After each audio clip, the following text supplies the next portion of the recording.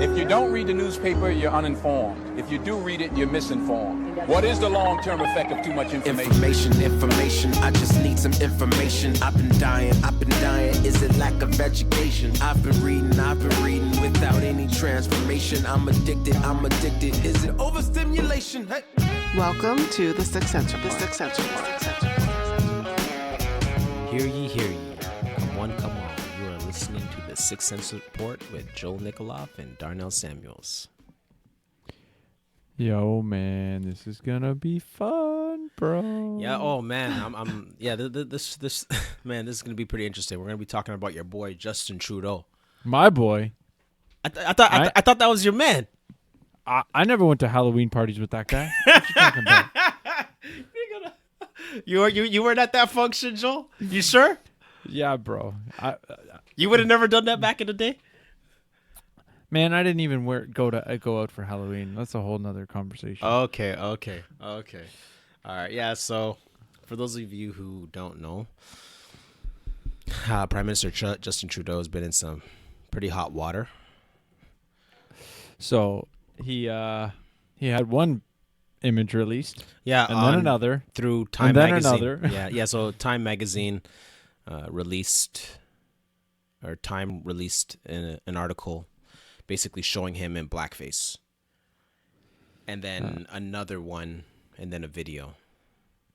So just the context. So the 2001, it basically he was wearing dark makeup, and he was wearing a turban. He was dressed as Aladdin at an Arabian Nights party. Yeah, so he was when he was a teacher. Yeah, at a private school in BC. Joel and I are going to give you other political commentators' perspectives, and then we'll give you our own insights into the situation. Well, this is a side note that's kind of funny. There was somebody posted a video, and I actually tweeted it at Afterwatch, of Justin Trudeau being interviewed, so it came out on the same day, about Trudeau being interviewed as a kid, asking it, and the headline of the tweet was, "This week just keeps getting worse for Justin Trudeau, and it's only Thursday." So he said that The Last Jedi was better than Empire Strikes Back and Star Wars. And so it's just like people are just piling on him. Right. Yeah, shout out to Afterwatch. If you guys aren't listening, you guys go check it out. The memes have been pretty funny, I must say. Oh, the one, there's one that I saw, and I got to see if I can find it, where they pasted the picture of him as Aladdin into another graphic. Oh, I got to see if I can find it. Oh, yeah. Will Smith of the new Disney movie. Yes, that's it. Oh, that's the one. Oh man, that was really the internet good. is undefeated, bro. Considering the nature of the scandal, here are 3 black political commentators I like listening to. So one of them is Josephine Matthias, who's a YouTuber, and she has a commentary vlog on National Post. And so she basically said that she doesn't buy into cancel culture, and that she was basically saying that blackface should not determine how you vote for him. Now, the other person was Dr. Joseph Smith, who we've had on the show before, who is a part of Generation Chosen, and also he's a part of Operation Black Vote Canada, which is a multi-partisan nonprofit organization. So he was on CP24, and they brought him on to, I don't want to say speak on behalf of black people, but kind of get the black voice heard.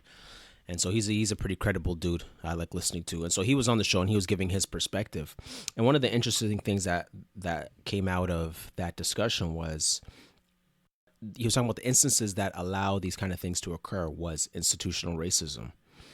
And then he goes on to say, the lady asked him about the people he's been talking to and what they've been saying. And he said that, and I'm assuming the people he's talking to, and she was assuming, was black people. And, one thing they were saying was that people are too sensitive, and this politically correct culture, people are just being overly sensitive. And so they weren't really hung up on it, not because they don't think racism is a bad thing, but that, you can still be a racist and still do good things politically. I think this demonstrates the power of politics over racism. And this is why some may see politics as a hope to eliminate racism.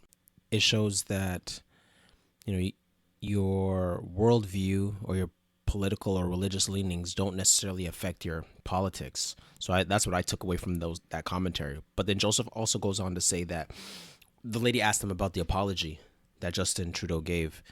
And he was just like, well, yeah, the apology is nice, but looking at where you support or what parties you support or what policies you bring into place is more of a healing, brings more healing than an apology. So we'll just kind of wait to see where the pieces fall. And I like that answer because, yeah, like, come on. Well, actions speak louder than words.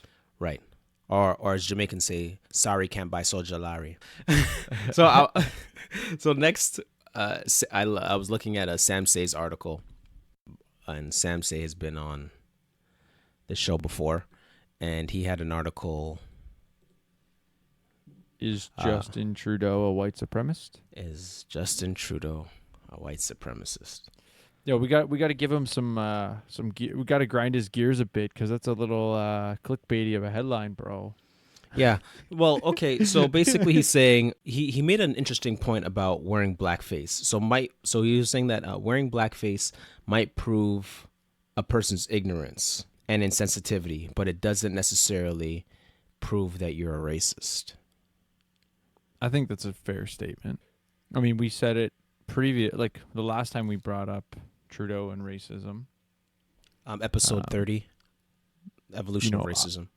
I made the claim that racism in and of itself, which is, I'm using racism to mean making a decision based on race, is amoral, meaning it doesn't have a race, a moral connotation in and of itself. And so I would say a simple example, which I would hope majority of the listeners and majority of the world would agree with, is that you can make a choice about the races you want to date or marry, and that's your prerogative.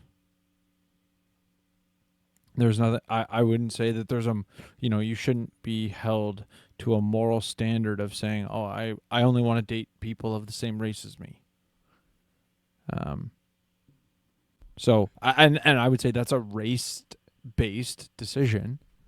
But that's an example of something that I would think is amoral, in that the fact that you made that decision, no one's going to say the fact that you made the decision based on a particular, or because race was a deciding factor, that's immoral. There's a clip. So I think this is the first apology Trudeau made. And his statement was that this was something that was unacceptable, but at the time he didn't consider it unacceptable. Or he didn't consider it racist at the time. But he's like, but we know better now.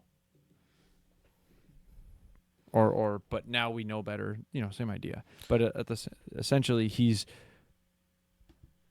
I would say he's woke. We know He's better woke now? because, well, yeah. I mean, it's in the politically correct climate, and I would say in the extreme politically correct climate. At least, obviously, I'm adding my commentary to that. But in the politically correct climate, it's considered racist. And I was gonna say, but I think Sam Say worded it better. Yes. That it in today's, regardless of in today's climate, looking back on it is harder, right? I think in today's climate, it would prove a person's ignorance and insensitivity. Yeah, I would totally disagree with. Like if somebody did it today, That's how I would say. Like I would say if someone did it today, I would agree with that statement. It does prove they're ignorant, at least that they're ignorant and insensitive. It doesn't prove that they are racist. Yeah, I think I would slightly disagree with that. Not you or what Sam said, but with what Trudeau said, and him saying that, back then, sorry, read that statement again, please. What he said was, at the time, I didn't consider it to be to be racist, or a racist action at the time, but now we know better. It was something that was unacceptable. Yeah, nah. Yes, it's racism. Yeah, nah, because those pictures were taken in 2001, and I was kind of thinking back, okay, like where was my head at in 2001 or even in the 90s? And what if I went to a function and somebody came in wearing blackface in 2001? I would be offended and I'd be pissed off. And I don't think I was a Christian then, so probably something may have popped off.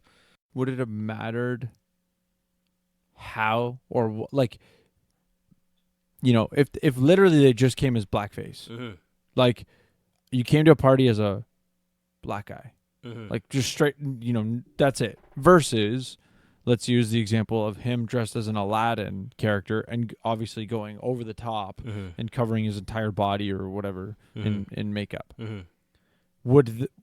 I would assume you would have a worse reaction to this just no character blackface, or am I wrong? Sorry, I don't understand your question.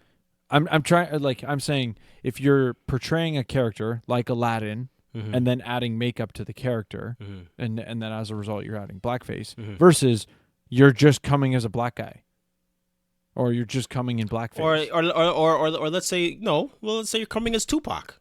Everybody, okay, white people love Tupac. Yeah, so you're coming as Tupac and you wear blackface. That's what. So I put Aladdin. My question being, the character doesn't matter. No, it doesn't. Come on, man. Okay, That's come on, man. That's nonsense. Because like part of it is I'm thinking about the movie Bamboozled when it came out in 2000. So those of you guys who don't know, Bamboozled is a movie by Spike Lee. Bamboozled is a satirical comedy drama film written by Spike Lee about a modern televised minstrel show featuring black actors donning blackface makeup, and the result is violent fallout from the show's success.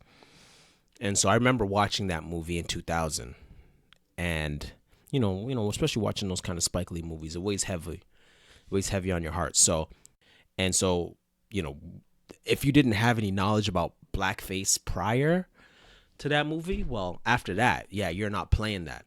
So it's funny that Trudeau's doing that in 2001 and he's not aware.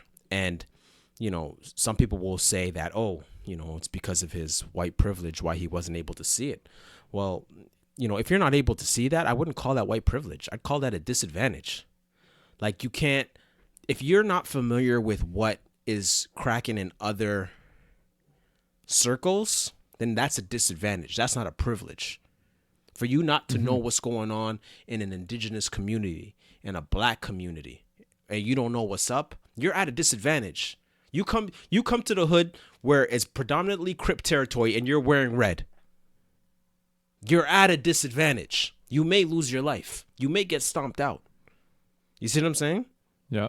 So these are the things where, he's saying, okay, well, back then, no, 2000 wasn't that far back.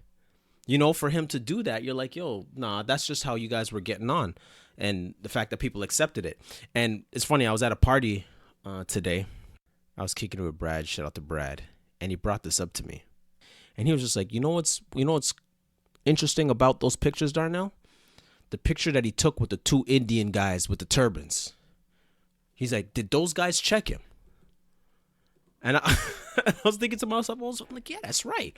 Like, or yo, did they give him a pass? Yeah, what? Right. You know what I mean? So, like, did they give him a pass? Like, hey, you know what? Hey, that's funny. You look cool. Welcome to the club. I don't know if that's what those guys said. Now, some people might say, because of Trudeau's white privilege, they were probably scared. If you come into my party as dressed as Tupac, no black guy's going to come around and put their arm around you and say, hey, let's take a picture with Pac. He's alive. You see what I'm saying? Mm-hmm.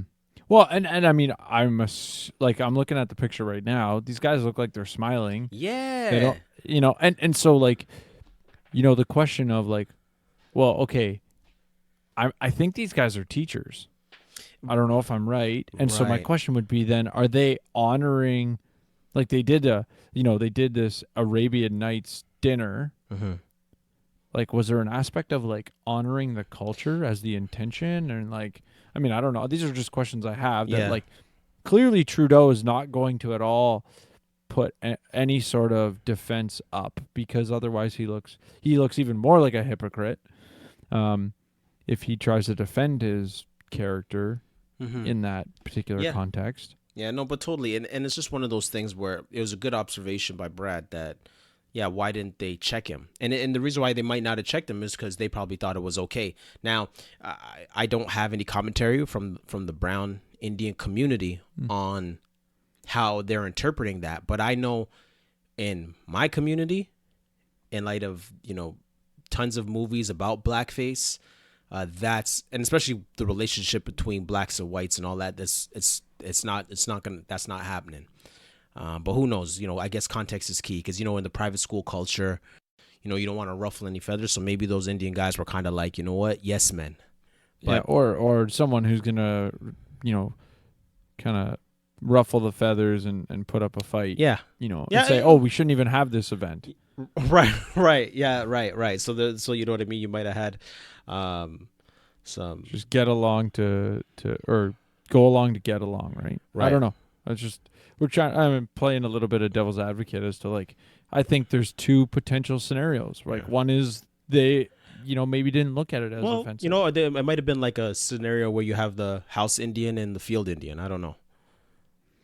So I don't know. But another thing that sticks out about Sam Say's article, he says this, and I'm gonna quote Sam Say because I can't paraphrase it. He says it really well, and he says, "But I am much more offended by Trudeau mocking my intelligence than I am him mocking my skin color. Trudeau and leftist politicians tend to wear political black faces to secure black people's votes. That's offensive. Trudeau portrays his political opponents and Canadian system as racist to seemingly scare black people into voting for him. He portrays himself as a white savior who can atone for white people's sins. He makes the bigotry of low expectations a major part of his platform, suggesting that black people cannot be as successful as some white people are without the Liberal Party's handouts. So it's offensive, but in our political climate, it's effective. And that's why people defend him." You know what's what I totally thought of when you were reading that was, do you remember Hillary Clinton on Breakfast Club? No, I didn't watch that one. She basically pandered to black people by saying, "I carry hot sauce around with me." Oh, really? Yeah, it's just like, you're essentially, that's kind of what he's getting at, right? Like he's more offended by the like pandering to me, telling me what I want to hear, or trying to pander to my skin color than to, appeal to my intellect. Like, what is going to make you a good leader? Not that you align with those who hate black people, like, because, or sorry, you want to align with opposing those who hate black people. Did I say that right? I think so. Like, I don't know about you, bro, but I've never met anyone who's in the KKK. Have I met, someone who I would say like, okay, that person's, ignorant, maybe said a comment or two that I'm like, dude, man, you need to like check yourself. And there's a level of ignorance or racist undertone. And I'm like, I don't know, man. I think that guy might be, you're sure. Is it, 50% of the people I know? No, it's like 1 to 2% of the people I've met in my life where I'm like, that person might be a racist. Mm-hmm. Mm-hmm. Yeah, no, I thought Sam Say hit the nail on the head with his perspective there. So when you guys get a chance, check out his article.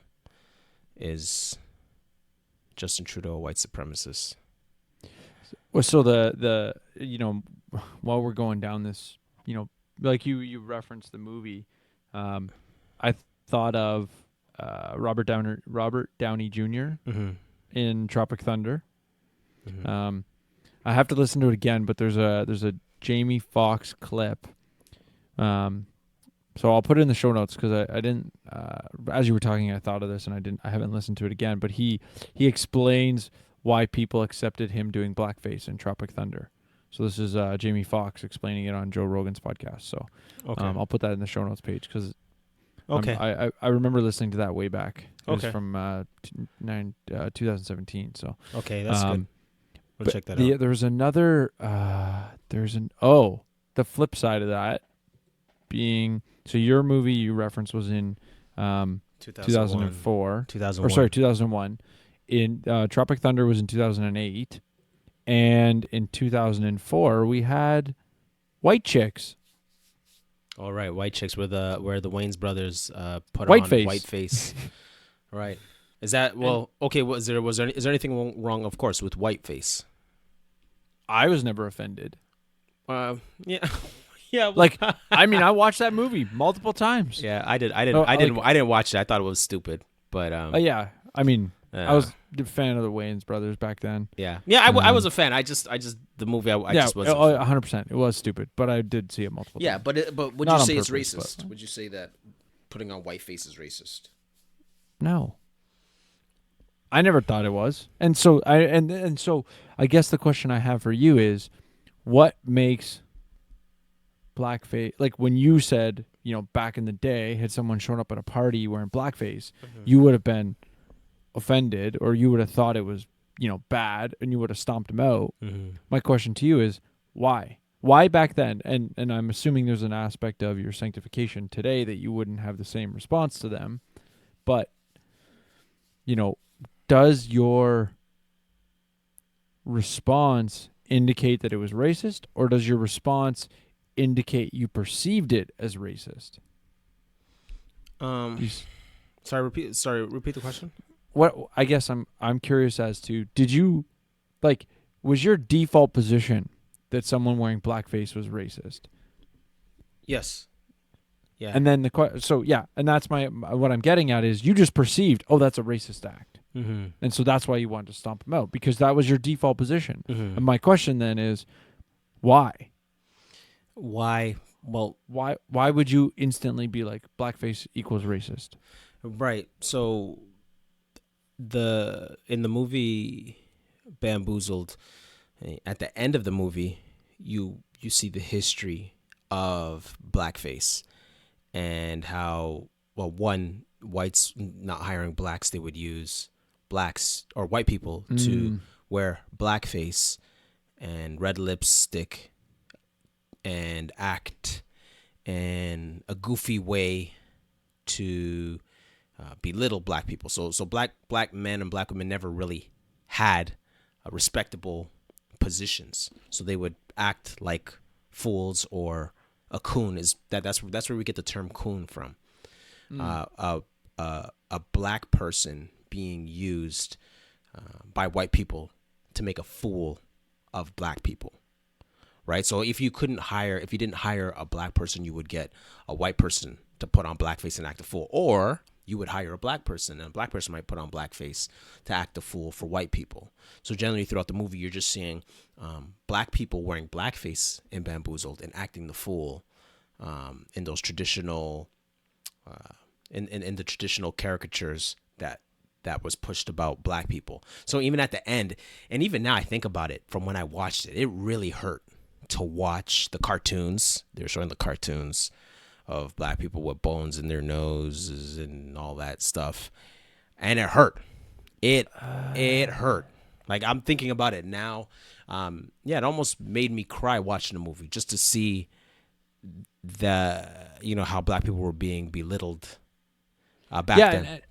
And so shamed. I mean, for me, what's interesting about that is that the 2000 era use of blackface likely is ignorant to the history No, no, of blackface. no. So that Spike Lee was doing that on purpose. No. Yeah. So sorry. What I'm saying is like, so the Spike Lee movie is shedding light on the origins. On the origins, and also looking at it as it plays out in today's current context, or in that time, in the 2000 current context.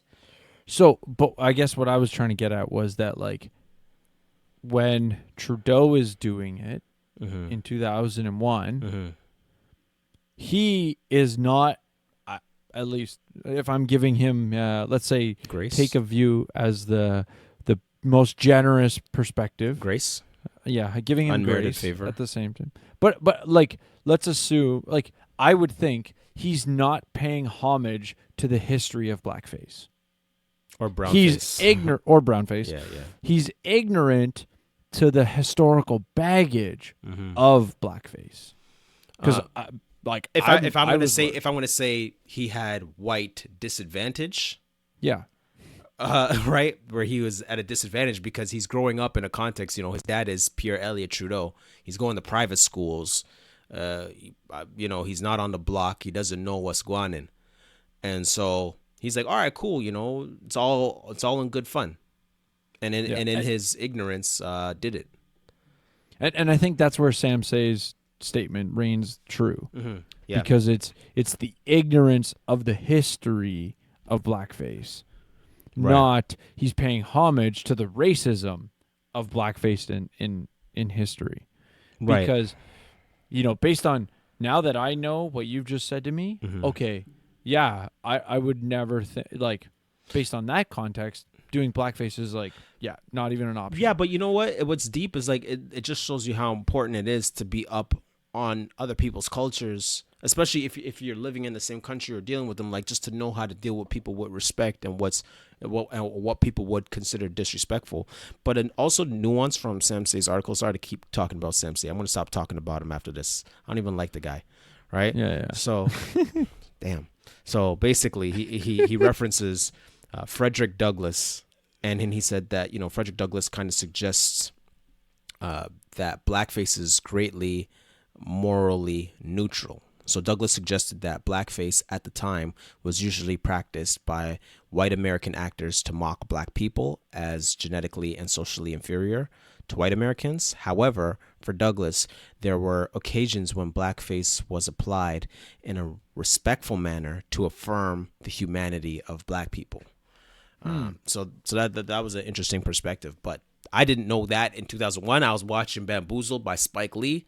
I saw the cartoons of black people being made fools of. So I was offended, and I was just like, look, if I see any kind of symbolism of that, I'm shutting it down. Now, as far as Justin Trudeau, being gracious, he might not have known. He's living in a bubble, and he doesn't know. He's at his private school, and he's doing his thing, and he doesn't know, right? So yeah, I mean, I basically learned it doing this podcast. Really?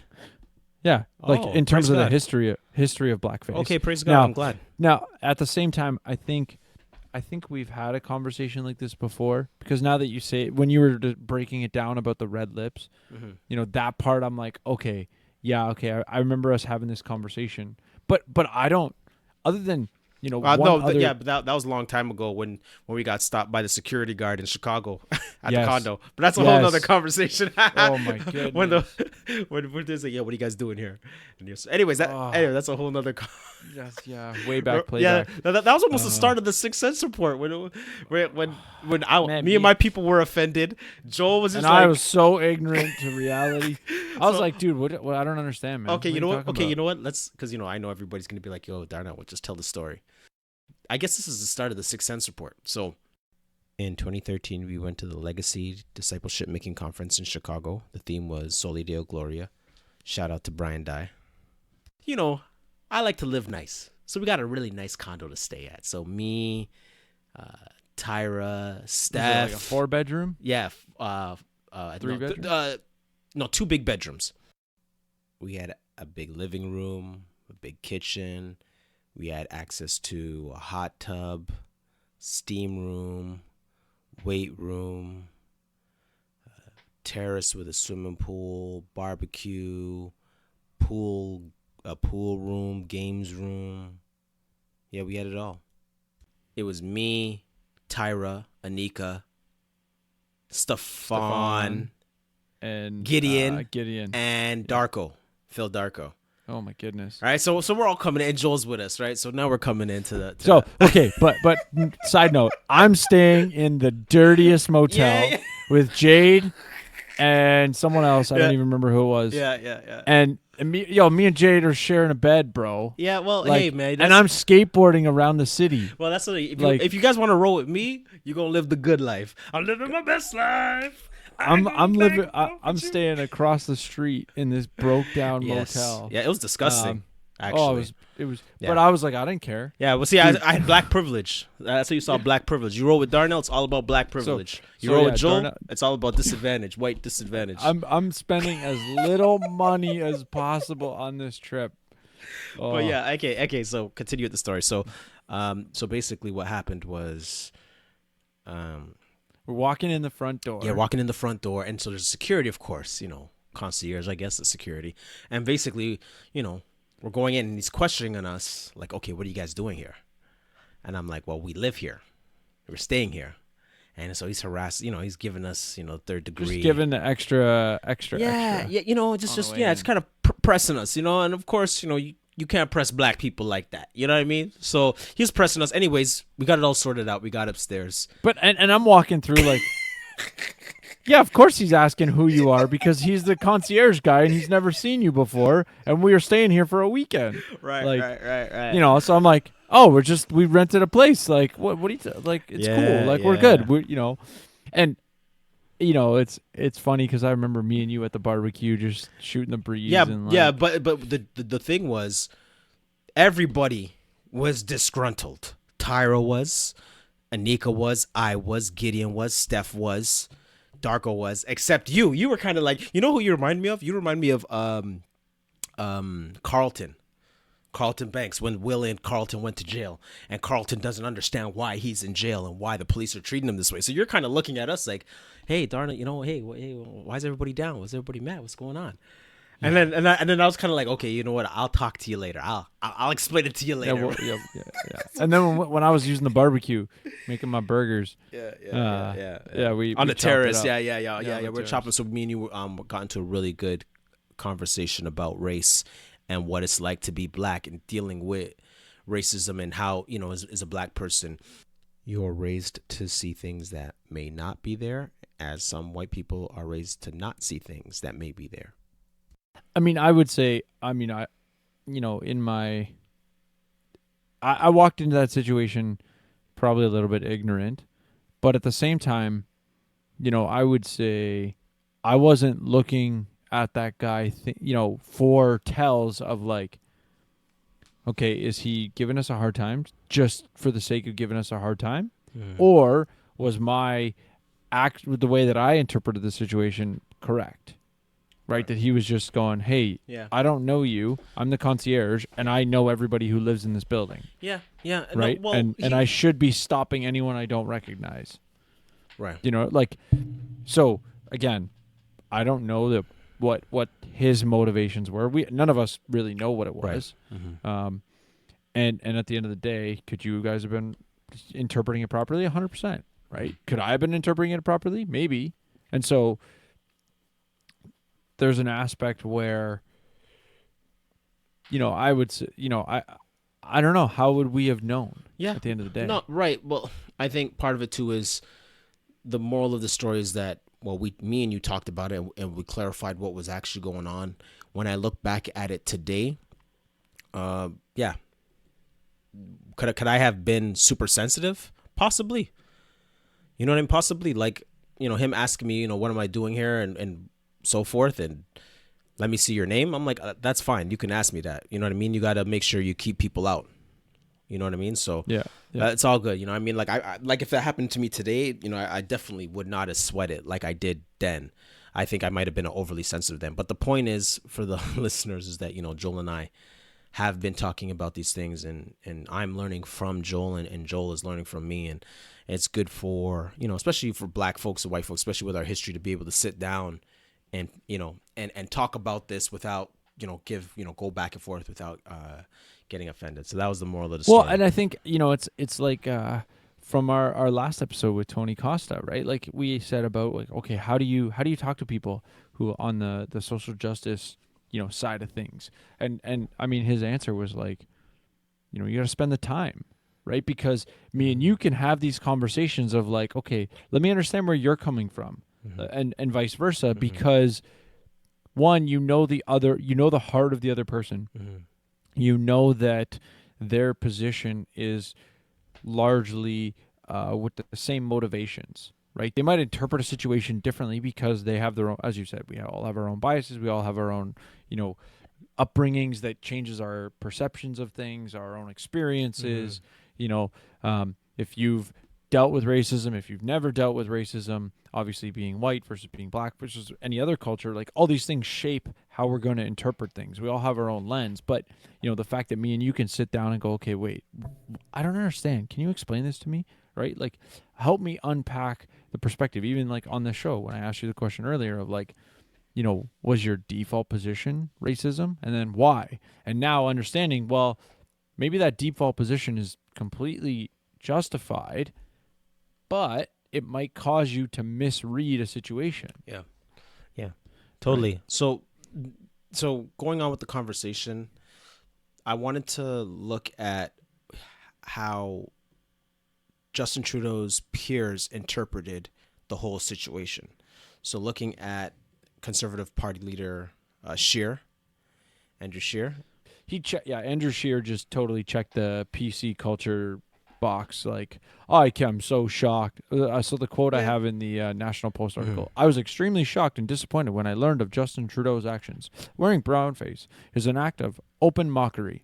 It was just as racist in 2001 as it is in 2019. Yeah, I think one of the things that stuck out from Scheer's commentary is that he said this, and I quote, an apology based on a lie is not a real apology. And what Scheer is getting at is that Trudeau apologized after the first picture. And then whoever had the pictures and the videos kind of timed it perfectly. So they're like, okay, we're going to release the first picture. And then, especially around election time, so it's not a coincidence. So we're going to release this picture. Justin's going to make this, make a statement. He's going to give an apology. And then we're going to release the other stuff. And so when Justin apologized, he didn't say there was more. He just, this was the one instance where I did it and I'm sorry. And, I'm sorry about this instance. And then we released more. Like, wait, hold on, there was more. So Andrew Scheer is just basically saying, yo, bro, why didn't you just fess up to all the stuff you've done and say you're sorry, versus saying, okay, that was the one incident, but you're like, okay, but there was more incidences. So what? You're lying. So your apology isn't really a genuine apology. And I thought Scheer made a good point. I don't know if his camp was behind the whole thing, but yeah, it kind of exposed Trudeau as a liar, and that his repentance was one of attrition and not contrition. Attrition meaning you're repenting because you got caught, versus contrition, you're repenting because you feel bad about the people you've offended. Mm-hmm. Yeah, I'll post a video from Christy Blanchford. She kind of talks through a bit of it too, just in the same light of like, it's, people were asking him a question of like, how many times this happened. Although in the apology that I was quoting from, when he was on an airplane, I thought it was the first apology. He said, I also dressed up and sang a song, or as a, I guess when he was in school. Mm-hmm. So like maybe he kind of referenced like a couple years before that. Mm-hmm. I don't remember the song. I think he named the song or the play or something, but right. He kind of owned, there was one other time. But then it's like, but then there was this time, and then there was this time. Whatever. And the funny thing is, like, one of them, I think the last one, the one that's like a little bit harder to recognize, they actually noticed that he was in like jeans, and there was rips in the jeans, and you could see he had actually like painted his whole body. Jagmeet Singh, who's part of the leader of the NDP party, he said, well, one, he said that he wanted to get the chance to talk to Trudeau to tell him that he was wrong. I don't know, but okay.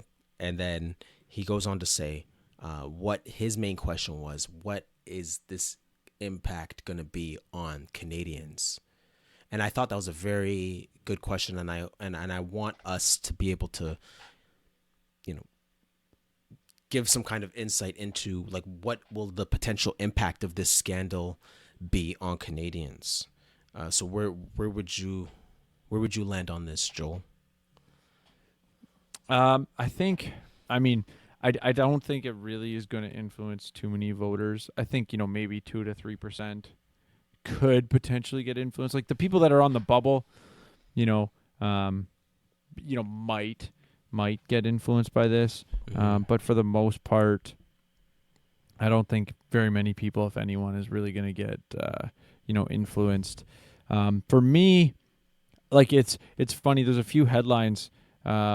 So within one of the National Post articles, they had a "see also," and I thought one of the headlines was pretty telling. So from Rex Murphy, for anyone else, resignation would be unavoidable and appropriate. But I think, Trudeau to resign would be shocking at this point. I mean, he's got to come. There's got to be like a legit, racist comment while in blackface or something along those lines for him to actually step down. So JJ McCulloch, who is a vlogger and a blogger, a writer, artist, conservative, he writes for the Washington Post, lives in BC, and he wrote an article basically saying that Trudeau's hypocrisy as the king of shame-based politics, that's what he called him. So his opinion on the blackface photo, and he says this, and he just basically summarizes the whole situation like this: like Donald Trump and the Access Hollywood tape, Trudeau may ultimately call shame culture's bluff and simply let the people decide, confident that voters are far harder to offend than the Twitter mob presumes. Yeah, I think, for at least my perspective, and maybe I'm wrong here, but I think for a lot of liberals or the left, the ends justify the means. And so the character of, and I would say the same thing is true for many conservatives too. The character of the particular leader, is largely irrelevant. It's more of the principles that they stand for, that's what they're voting on. Unfortunately, I think in Canada, most of our, liberals are not conservatives, and conservatives are not liberals, is literally what they're voting on.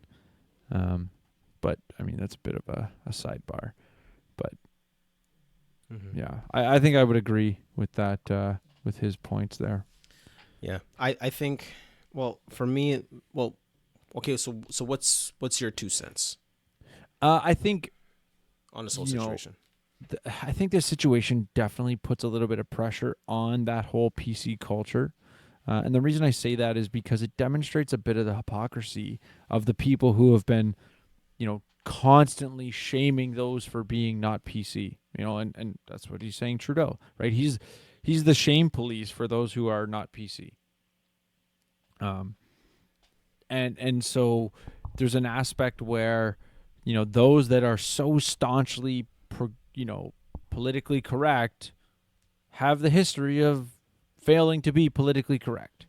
And I would say, this is probably not unique to him. It's pretty much going to be everybody in maybe not everybody, but a large majority of, and maybe not to this extreme, but to the idea that there's a view that someone might have held in the past that you might not agree with, and so be it. Why are we gonna hold people to this crazy sort of, it's like the joke to start Chappelle's comedy, or to start his Netflix special, where he's like, all you're going to do is like find the thing I did wrong 30 years ago and use it to try to bury me, right? Like, where's the grace? Where's the, forgiveness that we have for people? It's just like, we just want to demonize those that are on the other team. So I just think it's putting pressure on that, and hopefully it's causing people to kind of question, are we going overboard with this idea of political correctness? Because I think there's an aspect of political correctness that is well-intentioned, and that's just simply of like, let's treat others well, right? If something is going to offend someone else, we should do our best not to offend them. We shouldn't go out of our way to offend people. It's like, I would never use N-bomb because I know not that it's unacceptable, but because I don't want to cause people around me harm, and harm's not the right word, but like to take offense. It's like, in general, I always say I speak to people that want to be spoken to. I would never curse around someone who I know looks, doesn't like it, right? People who don't like cursing, I would never curse around them. That said, there's an aspect where we take that concept of like, speak people the way they want to be spoken to, speak to people with respect, and we take it to this extreme almost to the point where like certain groups of people can never be criticized. And that's, I think, a problem. And I'm hoping that this is one of the, many scenarios that start to kind of allow us to kind of question, have we taken PC concepts too far or political correctness too far? Well, for me, I think the impact on Canadians is that what people will take away from this is that the liberal platform cannot be racist. So they're looking at Justin Trudeau is doing something racist. Justin Trudeau confessed to being racist, and his actions were racist. But today he's not racist because of his political platform, his policies that he believes in. So what I think will happen is that Canadians will make the connection between like, okay, well, that was racist what he did back then, but being a part of the Liberal Party is not racist, which means, what does that mean for the Conservative Party, the People's Party? What does that mean for them and those other types of policies? And then they may get the stigma of being racist. Anybody who follows me on Facebook, I posted something on Facebook about, if you brought up my past from 20 years ago, I would definitely be running for the door. But, thank God there's forgiveness in Jesus Christ. So it's a beautiful thing to receive forgiveness when the world doesn't forgive you. Because trust me, there's things that people can't forgive you, but God will forgive you for. So, praise God for that. Yeah, but with that said, when I'm looking at my error from episode 30, is that, really looking at racism as amoral. I looked at racism as immoral. But now that I think about it and changing my mind on my perspective, racism is amoral in that it is neither moral or immoral, but it depends on the context in which racism is applied, which would give it its meaning. Okay, so who's the moral racist? I am. Okay, in what regard? I prefer black women, so Yeah. I married Tyra. Right? So Yeah. I look at your skin color, and I say, well, I want this, right? So I'm judging her based on her race, but I'm doing it. So I guess some would say that I'm practicing racism in a good way. Now, there's a negative way to practice racism. Violating a person's human right by harming them or their property. It's okay not to like another race as long as you just do right by them, like Justin Trudeau. We all practice racism. It's just a matter, is it moral or immoral?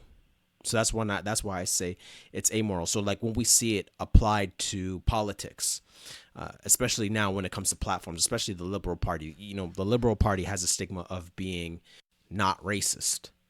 So we have to be careful in looking at their opposition as being racist and really think through and look at the intended and unintended consequences of a policy versus saying, okay, well, this party is racist, this one is not, therefore whatever policy conservatives put in are racist. A good example of this is in episode 30, Evolution of Racism. We talked about the rally in Quebec on August 16, 2018, when the heckler was refuting Justin Trudeau's immigration policy, and she was labeled a racist. And then Trudeau looked at her and called her a racist. One, because of the color of her skin, and because of the opposition to his political platform. So right then and there, she's being labeled with the stigma of being a negative person because she opposed his political view. And that's what my 2-cent concern is with the rest of the country looking at this. Like, okay, well, as long as you're along the line of the Liberal Party and their perspective and the leftist ideology, then you're not racist. But if you are conservative or you're running with the Republicans and Trump, or you're rolling with Scheer and the conservatives, then you'd be seen, or PPC, you'd be seen as a racist. So what I want the listeners to walk away from is to conclude that, look, no political policy is racist in and of itself. It's important to be looking at the words and the implications, and do your economic research to see the implications of these decisions, and that all of us we all practice racism. It's a matter of, is it immoral or amoral? Immoral or moral. So these are the concepts I really want the listeners to walk away with and say, like, okay, like, is this policy racist? Okay, why is Justin Trudeau calling that woman racist? Because, well, he looked at her skin. What if it was a brown guy or a black guy that was challenging his immigration policy? Would he call that black guy a racist? Would he do? No. Well, because he wouldn't. But I've right, but but that's my question. You've been seeing this happening though, right? Yeah, but that's what I'm saying. Like, part of it is like that's why he judged her based on what she looked like. So, okay, well, if you look white or then you must, and you're against immigration, and you must be racist. But he would never dare call a black person a racist. He would never dare, because that's just too much. That's just too much of a risk to call another black person for a racist. him to do it, but right. But I would say there are like leftists or liberals. But everybody. But what I'm saying is that Trudeau represents Canada. Trump represents America. So when Trump does something like that, America is seen as racist. When Trudeau calls a white person a racist, we're looked at as righteous and woke. And when the way he does that, so that's why I'm saying, like, yes, Joel, I agree. There are people who do that, but I'm talking about our figurehead for our country and setting the example for the rest of the country.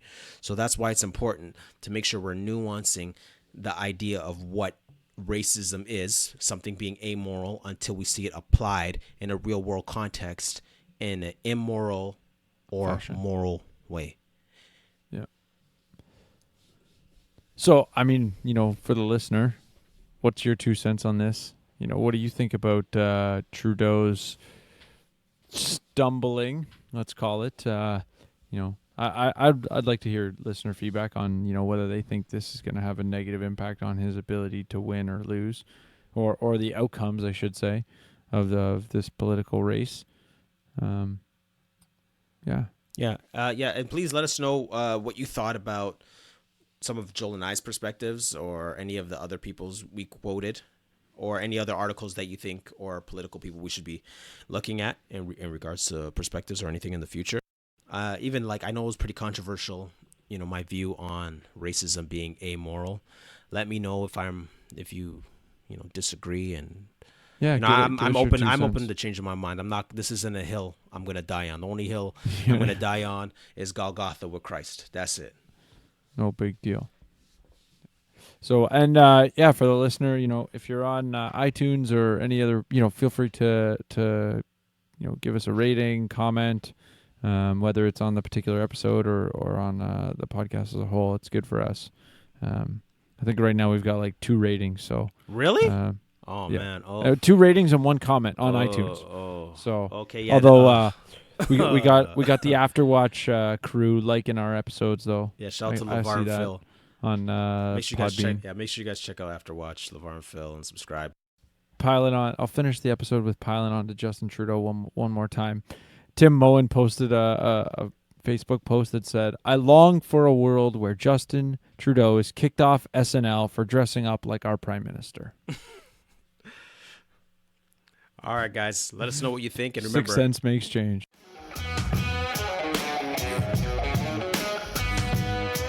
But you heard me? Does that make sense?